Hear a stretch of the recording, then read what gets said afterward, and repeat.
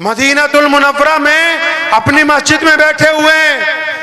एक लड़की जो है उसको सहाबा ने गिरफ्तार किया। शहजादी है इमाम हजरत हातिम ताई की बेटी। हातिम ताई का नाम सुना आपने? आज भी कोई ज्यादा पैसे बांटे तो हम उसको हातिम ताई कह देते हैं। नबी अलैहिस्सलाम के सहाबा से कहीं पे वो शहजादी लड़ पड़ी तो सहाबियात ने उसके हाथ बांध लिए। उसको जब दरबार रिसालत में पेश करने लगे, सुनो मुसलमानों, ये बात भी नहीं पता होगी, जब उसको पेश करने लगे प्यारे पैगंबर ने दूर से देखा कि एक बेटी आ रही है और वो बेटी क्या कहती है कि मैं हातिम की बेटी हूँ और मैं सोच के गई थी कि मुझे क्यों पकड़ा, मैं जाके नौजुबिल्लाह ऐसे सवाल करूंगी कि मेरा जवाब नहीं आएगा। वो ये तरह तरह के सवाल सोच रही है। इधर रसूलुल्लाह ने जब दूर से देखा, अपने एक सहाबी को कहा अपनी रहमत वाली चादर उतारी। अल्लाह अकबर। कौन सी चादर? रहमत वाली। पता कैसे बनी रहमत वाली? ये भी नहीं पता ना? पता इसलिए नहीं है तुम मौलवी को पूरे पैसे नहीं देते हो तनख्वाह के। अपनी बात नहीं कर रहा हूं मैं, अच्छी क्लास। जो 5 वक्त के इमाम है, कितनी तनख्वाह है यहाँ मौलवी की जी? 5000। 10,000। ड्राइवर की तनख्वाह कितनी होती है? 25,000। मजदूर दिन में कितनी दिहाड़ी लेता है? 500। वो 500। मौलवी की दिहाड़ी 250। अगर एक कटोरी चुल्लू भर पानी में आप डूब सकते हैं तो जरूर कोशिश कीजिए उसमें डूबने की। अल्लाह। जितने भी मस्जिदों के प्रधान हैं, सदर हैं, सेक्रेटरी हैं, अगर कोशिश करें उस पानी में आप डूब सकते हैं तो। क्योंकि ये बातें उलमा ने बतानी है। उलमा तब बताएंगे जब वो अपने माश से आजाद हो जाएंगे, जब बीवी बच्चों की परवरिश से बेपरवाह होंगे। अब तुमने मौलवी को इतना हदिया देना ही नहीं कि वो सुबह शाम बुखारी खोल के तुम्हें सीरतुन नबी के वाकयात सुना दे। तुम्हें तो फतवा चाहिए, वो भी अपने भाई के खिलाफ। फतवा चाहिए अपने चचा के खिलाफ। फतवा चाहिए अपनी कमेटी के खिलाफ। जिंदाबाद जिंदाबाद। फतवा चाहिए ना जी। अच्छा, फतवा भी किसके खिलाफ चाहिए? अपने ही मुसलमान भाई के खिलाफ। इस्लाम के खिलाफ अगर कोई कुछ कह दे तो कोई फतवा नहीं देगा और कोई फतवा मांगने भी नहीं जाएगा। ये जो हमने इस्लाम का बंटाधार किया हुआ है, हम उस इस्लाम से हजारों मील दूर आ गए जो मोहम्मद रसूलुल्लाह का दीन है। पता ही नहीं कि इस्लाम है क्या। सुनो, उस बेटी को जब रसूलुल्लाह ने देखा, अपनी रहमत वाली चादर उतारी। कौन सी रहमत वाली चादर पता है भाई?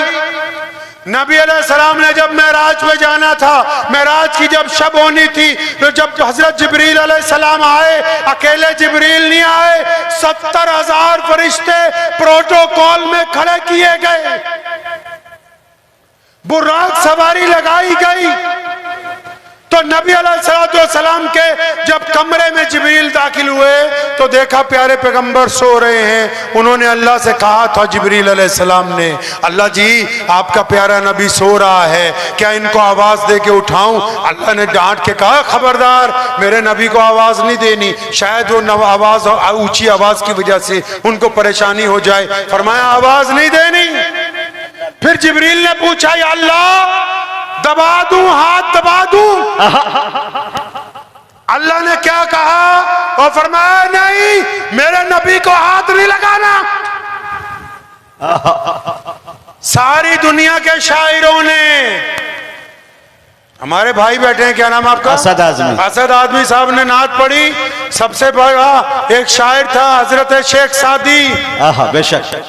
नाते लिखता रहा, फाड़ता रहा, लिखता रहा, कहने लगा उस मुकाम तक नहीं पहुंचा कि रसूलुल्लाह के लिए कहूं क्या। आखिर एक दिन एक लफ्ज कहा, फरमाया अब मेरी तसल्ली हो गई। फरमाने लगे कि बाद अज खुदा बुजुर्ग तू ही है। फरमाया कि बस इतनी बात समझ आ गई कि अल्लाह के बाद अगर कोई है तो सिर्फ रसूलुल्लाह। बेशक बेशक बेशक बेशक। सुभान अल्लाह सुभान अल्लाह सुभान अल्लाह। तो नबी अलैहिस्सलाम सो रहे थे। जिब्रील ने कहा कि यार अल्लाह के नबी को हाथ लगाऊं? जिब्रील अमीन को अल्लाह ने कहा नहीं नहीं, मेरे नबी को हाथ हाथ नहीं लगा सकते। फिर जिब्रील ने पूछा था, या अल्लाह, आवाज भी नहीं देनी, हाथ भी नहीं लगाना, करना क्या है? मुसलमानों, नबी की शान देखनी है ना, तो आओ मेराज की रात को उम्मे हानी के उस कमरे में जहां नबी अलैहिस्सलाम तन्हा आराम कर रहे थे, जिब्रील को हुक्म हुआ था कि घूम के सामने आओ। अल्लाह जी किस तरफ? फरमाया मेरे नबी के पैरों की तरफ। पैरों की तरफ हो गए। इलाही अब क्या करूं? फरमाया घुटने जमीन पर लगाओ और फिर अपने होंठ रसूलुल्लाह के तलवों से लगा दो। इनकी ठंडक से रसूलुल्लाह की आंख खुलेगी। ये मोहम्मद रसूलुल्लाह का। अल्लाह अकबर, माशाअल्लाह, सुभान अल्लाह, सुभान अल्लाह। अब जो बेटी आई, रसूलुल्लाह ने दूर से देख लिया कि उस बेटी के सर पर दुपट्टा नहीं है। प्यारे पैगंबर ने अपनी रहमत वाली चादर उतारी और एक सहाबी को दी। फरमाया दौड़ के जाओ, उस बेटी के सर पर डालो। किसी सहाबी ने कान में छोटी सी बात कही, या रसूलुल्लाह, आप अपनी चादर रहने दीजिए, वो काफिर की बेटी है, दुश्मन की बेटी है। आपकी चादर रहमत वाली चादर है, ताहा वाली चादर, यासीन वाली चादर, मुदस्सिर वाली चादर। नबी अलैहिस्सलाम ने जब ये सुना, उस सहाबी से नाराज हुए। फरमाया आज तो कह दिया कि वो दुश्मन की बेटी है, कान खोल के सुन लो, बेटी सिर्फ बेटी होती है, वो अपनी हो या पराई हो, उसके सर पर मोहम्मदुर रसूलुल्लाह की चादर। क्या बात। और फिर जब हातिम ताई की बेटी के सर पे रसूलुल्लाह की चादर रखी, कहने लगी शहजादी कि मैं तो रोने लगी। और जब रसूलुल्लाह के करीब पहुंची, कहने लगी प्यारे पैगंबर, मैं तो नौज़ुबिल्लाह ये समझ रही थी कि आप मदीने की रियासत के हुक्मरान हैं, लेकिन खुदा की कसम आप तो पूरी दुनिया के दिलों के बादशाह हैं। मेरा ईमान कहता है कि आप अल्लाह के सच्चे रसूल बन के बेशक। सुनो प्यारे पैगंबर ने क्या कहा था। प्यारे नबी अलैहिस्सलाम ने फरमाया तू हातिम की बेटी है, तेरे बाप से अल्लाह राजी था, बता क्या चाहती है? कहने लगी या रसूलल्लाह, जितने लोग मेरे साथ पकड़े सबको छोड़ दें। नबी अलैहिस्सलाम ने सबको सवारियां दी, सबको दौलत दी, सबको लिबास दिए और उस बेटी को इज्जत से रवाना किया, ताकि उम्मत को पता लग जाए कि जब बेटी घर पर आए तो उसको खाली वापस नहीं लौटाया जाता। सल्लल्लाहु। सुने फिर क्या हुआ। हातिम की बेटी वापस पहुंची अपने महल में। उसने जाके अपने भाई अदी भाग गए थे, शहजादे थे, जब जंग हुई भाग गए।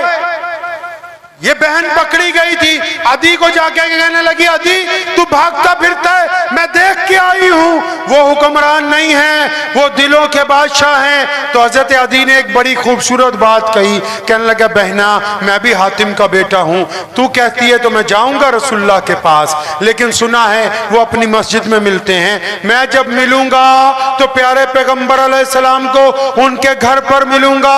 मैं देखना चाहता हूं कि उनका घर कैसा है, महल कैसा है, उनकी जायदाद कैसी है, रहन सहन कैसा है, ताकि मैं अंदाजा लगा लूं कि वो अल्लाह के सच्चे नबी हैं तो उनका रहन सहन कैसा है। इसके बीच में ये मसला समझते जाओ। कुछ लोग पूछते हैं औलमाए हक कौन है, कुछ लोग ये पूछते हैं औलमाए सू कौन है। अरे औलमाए हक वो हैं जिनके बैंक बैलेंस जीरो है, और औलमाए सू वो हैं जिनके पास जायदादों के अंबार लगे हुए हैं। जो जायदाद के पुजारी होंगे वो औलमाए हक नहीं हो सकते। अच्छा इंकशाफ। नबी अलैहिस्सलाम ने ज़कात दी है हमें, लेकिन खुद कभी ज़कात नहीं दी, क्योंकि दौलत से प्यार किया ही नहीं। जब जो आया अल्लाह के रास्ते के अंदर निछावर कर दिया। अब अदी ने ये अजीब बात कही कि मैं जाऊंगा तो जाके मस्जिद में नहीं, उनके घर पे मिलूंगा। अदी फरमाते मैं मदीना मुनव्वरा पहुंचा, मस्जिद में रसूलुल्लाह अपने सहाबा के बीच में बैठे, और जब मैं अंदर दाखिल हुआ प्यारे पैगंबर ने ऐसी बात कही, फरमाया मेरा दिल धक धक करने लगा। फरमाया जब मैं अंदर गया, अभी जाके सलाम किया, प्यारे पैगंबर ने कहा अदी ओए आजा, तेरा ही इंतजार था। फरमाते मैं कांप गया कि मेरा नाम कैसे पता है मोहम्मद रसूलुल्लाह सल्लल्लाहु अलैहि वसल्लम को। माना कि इल्मे गैब राज है, लेकिन राज अपनों से कब छुपाते हैं। है इल्मे गैब सिर्फ अल्लाह के लिए, लेकिन जहां रसूलुल्लाह को चाहिए था अल्लाह ने अता फरमाया उस वक्त। बेशक है तो सिर्फ अल्लाह के लिए। अदी फरमाते मैं घबरा गया। जब रसूलुल्लाह ने कहा अदी आजा, तेरा इंतजार था। फरमाया अभी बैठा ही था, चंद लम्हे गुजरे थे, प्यारे पैगंबर ने मेरा हाथ पकड़ा, फरमाया अदी चलना, तेरे साथ घर पे जाके बाकी बात हो। अल्लाह फरमाते मैं फिर घबराया कि नबी अलैहिस्सलाम ये भी जानते कि मैं तो इनसे घर देखना चाहता हूँ। अदी कहते हैं कि अभी मस्जिद नबी से बाहर निकले, सुनो मुसलमानों, मस्जिद नबी से जब बाहर निकले, तपती हुई धूप है, एक औरत भागती हुई आई, पगली औरत, सिदरी औरत। जैसे गांव में एक आधा बच्चा पागल होता है ना जी, एक आधा बूढ़ा, एक औरत, कोई ना कोई होता है हर एक गांव में एक दो लोग। तो एक ऐसी औरत जो दिमाग जिसका कम था, वो दौड़ती हुई आई, या रसूलल्लाह रुक जाइए, या रसूलल्लाह रुक जाइए। नबी अलैहिस्सलाम रुक गए। उसने करीब आके कहा या रसूलल्लाह मुझे आपसे अलग बात करनी है, या रसूलल्लाह मुझे आपसे अलग बात करनी है। सुनो पैगंबर नबी अलैहिस्सलाम का उसवा, आजकल तो मौलवी भी वो घर ढूंढते हैं जहां बढ़िया एसी कूलर लगा हो। अल्लाह माफ करना चाहे मैं हूं या कोई और हो, बेशक। आजकल तो हजरत जी को भी मुरीद वो चाहिए जिसके पास हराम के पैसे ज्यादा हो, आराम उससे ज्यादा हो। बेशक ये मोहम्मद रसूलुल्लाह हैं। उस पगली औरत ने आके कहा या रसूलल्लाह मैं आपसे बात करना चाहती हूँ। वो पैगंबर आजम जिन्होंने 23 साल में इनकलाब बर्पा कर दिया, जिनका वक्त सबसे ज्यादा कीमती था, उन्होंने सब सहाबा को वहीं छोड़ा।